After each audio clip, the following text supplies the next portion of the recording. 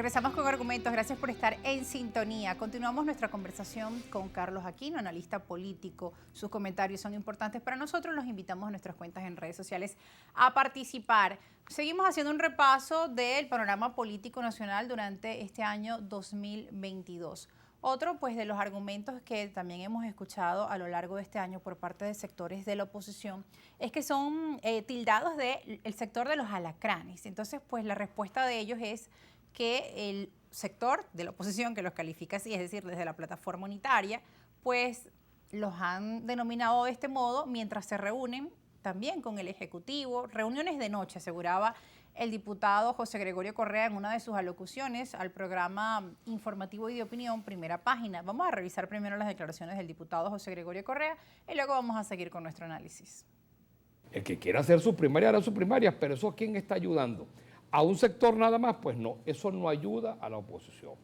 Yo no me sumo a divisiones. Un gobierno que no tiene votos requiere que tú no votes. Y si el día que votes, votes dividido. Bueno, ahí era parte de las declaraciones del diputado Correa. Él decía, el tema de la división de los votos de la oposición, también lo estábamos revisando en el segmento anterior.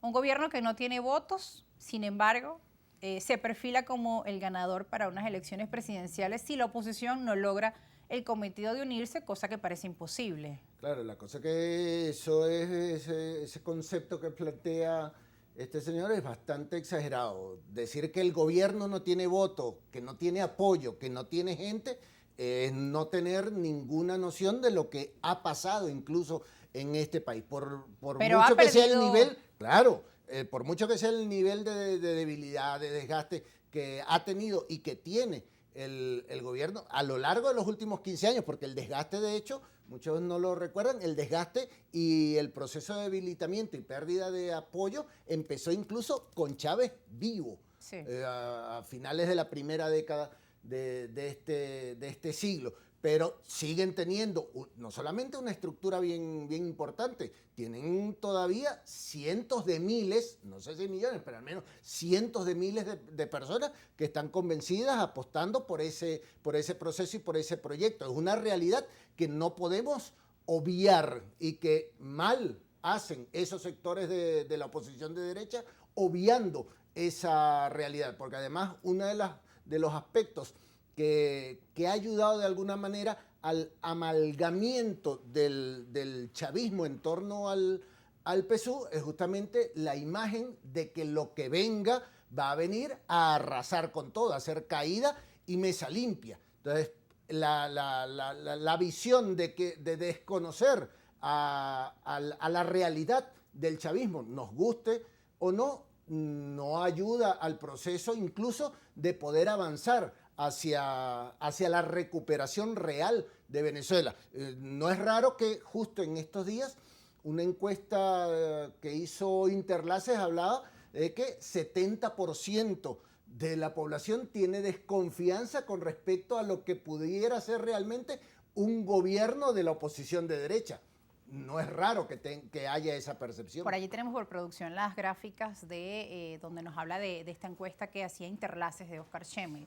Bueno, pero a propósito de todo esto y de esa realidad que usted pinta, nos hablaba del chavismo, pero sin embargo también dentro del chavismo hay sectores que no se sienten pues conformes con las políticas del gobierno actual. Dicen ser chavistas, pero no maduristas. También hay un poco de eso. Si bien claro, es cierto que algunos analistas estiman que el Ejecutivo quizá ha ganado unos puntos durante este año por el tema de la reactivación económica, lo cierto es que a lo largo de los últimos años pues han perdido una importante cantidad de votos y quizá están trabajando en cambiar su campaña, en incentivar justamente este tema pues, de apoyos en materia económica, el giro que ha dado también durante este año el gobierno de Maduro por ese lado, ¿no? El giro económico. Claro, hay que tener identificado también, hay que tener claridad también de que el chavismo es la versión venezolana del peronismo.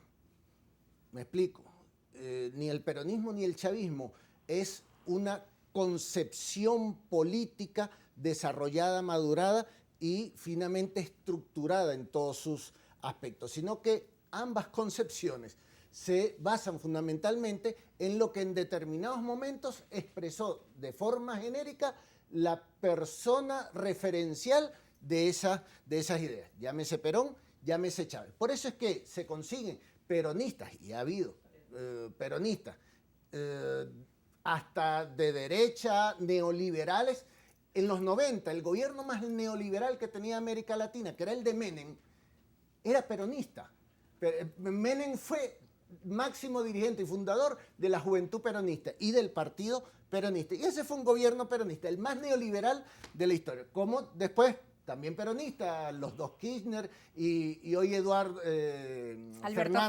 Fernández, gracias, que tiene contradicciones con otros sectores peronistas. Entonces hay una fragmentación muy grande. Y así también lo hay en el chavismo. Hay chavistas de izquierda, hay chavistas más revolucionarios, hay chavistas socialdemócratas, socialreformistas, de derecha, medio neofascistas, también incluso los hay. Entonces es natural que haya esa contradicción y en el tiempo que vaya transcurriendo en los próximos años e incluso en las próximas décadas, porque el chavismo es una realidad, nos guste o no, que va a acompañarnos en Venezuela un buen tiempo, por muy fragmentado que esté, e incluso después de que pierda las elecciones, sea ahora en 2024 o sea un poco más adelante. Ahora, Carlos, lo cierto es que esa visión del país polarizado que tuvimos hace quizá unos 10 años atrás, pues hoy ha cambiado y lo hemos visto en los últimos procesos electorales. Cuando tú nos mencionas, sí, pues dentro del chavismo hay distintas voces, hay críticos, pero también dentro de la oposición cada vez encontramos más visiones, partidos de centro,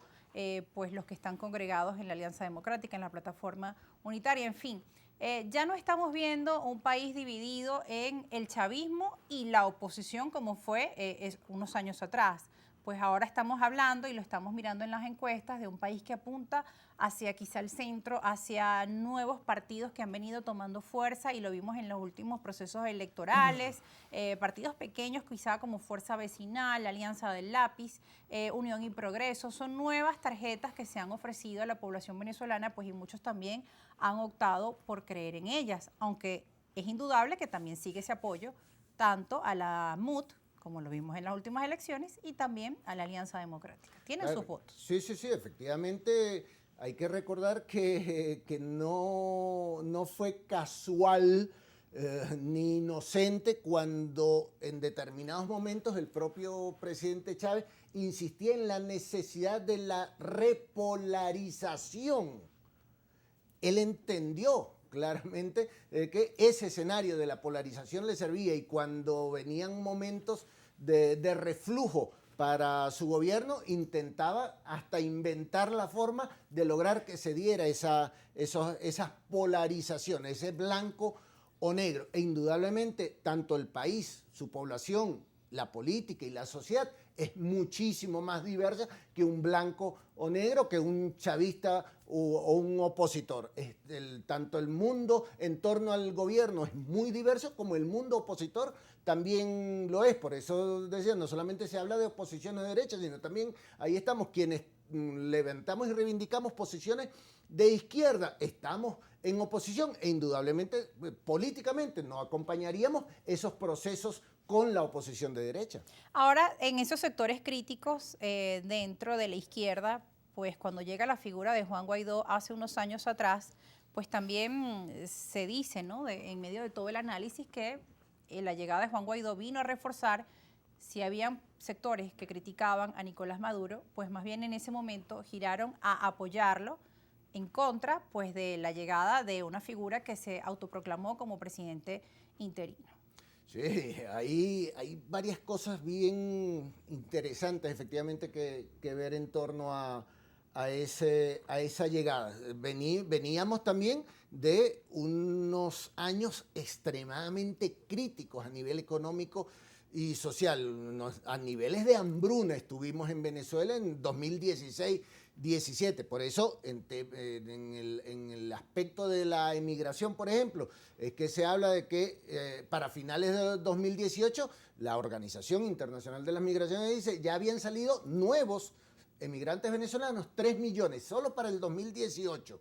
Y de ahí en adelante ha seguido creciendo y hoy se habla en torno a los 6 millones, algunos dicen que 7. Entonces, esa situación económica y social se agudizó con la situación política que devino de ese absurdo gobierno, supuesto gobierno de transición que inicia en 2019, en enero de 2019, y que supuestamente se mantiene hasta hoy. Pero son esos mismos sectores de los que hablábamos anteriormente que pareciera que les está resultando más rentable ser oposición que tumbar al gobierno de Maduro. Bueno, es parte de los análisis que también hemos venido escuchando acá en esta misma mesa con otros voceros, analistas políticos. Nosotros nos vamos a una pausa, ya regresamos con más argumentos, queremos escuchar también diferentes puntos de vista, como siempre recibimos sus opiniones desde el respeto, como siempre, a través de nuestras cuentas en redes sociales, @argumentos_gb en Twitter y @argumentosgb en Instagram. Nos vamos a la pausa.